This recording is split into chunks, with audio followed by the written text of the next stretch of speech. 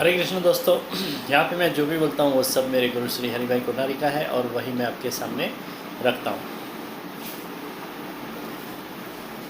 त्रिवेणी तीर्थ श्रावणी पूर्णिमा ये आज का टॉपिक है और आज का शेयरिंग सेशन है 764।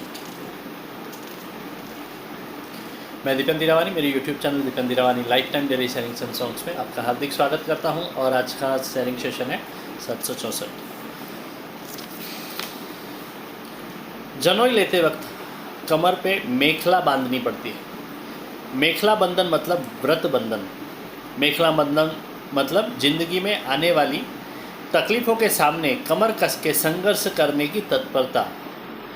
मेखला बंधन मतलब जीवन के दैवासुर संग्राम में आसुरी वृत्ति विजयी न बन जाए, इसके लिए सतत इसके सामने सतत जागृति।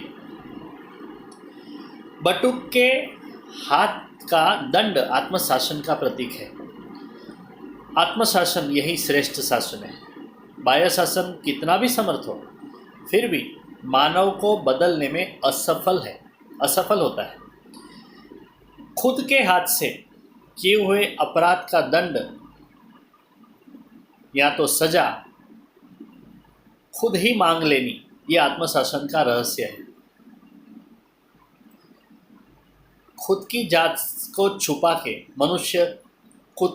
से छुपा के मनुष्य कोई भी गुनाह या तो पाप कर ही नहीं सकता है।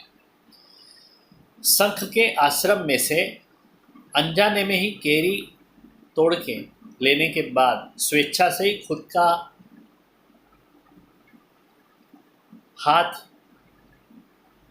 काटने वाले को महाभारत काल की ऋषि लिखित की बात हमें सुविदित ही है। वैसे दंड संरक्षणार्थ भी उपयोगी है।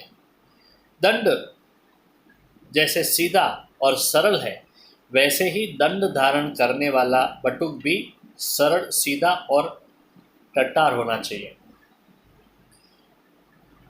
किसी के सामने भी किसी के पास झुकना नहीं है। झुकूंगा तो सिर्फ माता पिता के सामने, गुरु के सामने, संतों के सामने और भगवान के सामने। मनुष्य सभी जगह पे झुके इतना दीन या तो लाचार नहीं होना चाहिए और किसी के सामने भी न झुके इतना उन्मत्त भी नहीं होना चाहिए। झुकने का योग्य स्थान हो वहाँ पे दंडवत प्रणाम करने की मनुष्य की तैयारी होनी चाहिए। इसी अर्थ में बचपन में शिवाजी खुद की माँ को कहते हैं कि तू अगर जो कहती है तो तेरे चरणों में मस्तक काट के रख दूंगा, लेकिन मुगल बादशाह के सामने मेरा मस्तक कभी नहीं झुकेगा। जनोई लेते वक्त बटुक मृगाजिन बांधता है, ये कृतज्ञता का प्रतीक है। मनुष्य को मांसाहार पे से वनस्पत्याहार पे लाने के लिए ऋषियों ने सालों के सालों तक अथाक परिश्रम किया है। उन्होंने मनुष्य को खेती की कला सिखा के अन्न निर्माण करता किया, लेकिन हिरणों की दौड़धाम के कारण पाक को नुकसान होने लगा। अनाज नष्ट हो जाए तो मनुष्य फिर मांस खाने लगे।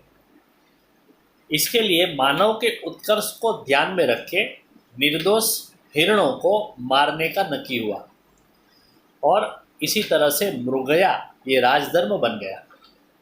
लेकिन मनुष्य के विकास के लिए हिरणों का बलिदान लिया जाता है, इस बात का ध्यान रख के कृतज्ञ बुद्धि से ऋषियों ने मृग चर्म को पवित्र माना। देवस्थान या पूजा में चमड़ा नहीं चलता है, लेकिन मृग चर्म को वहाँ पे बाध नहीं होता है।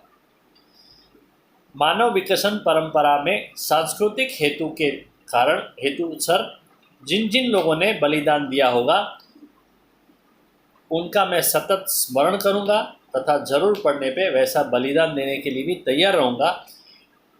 ये बात की मृगाजिन धारण में परोक्ष कबूलात है। कल इसी टॉपिक में आगे बढ़ेंगे। ये वीडियो आपको अच्छा लगा तो ज़रूर उसे लाइक, कमेंट एंड शेयर करें और मेरे YouTube channel Deepan Dirawani life time daily sharings and songs को सब्सक्राइब करें और रोज ऐसा अच्छा और ज़रूरी सुनते रहे। Thank you very much. Good night. Hare Krishna.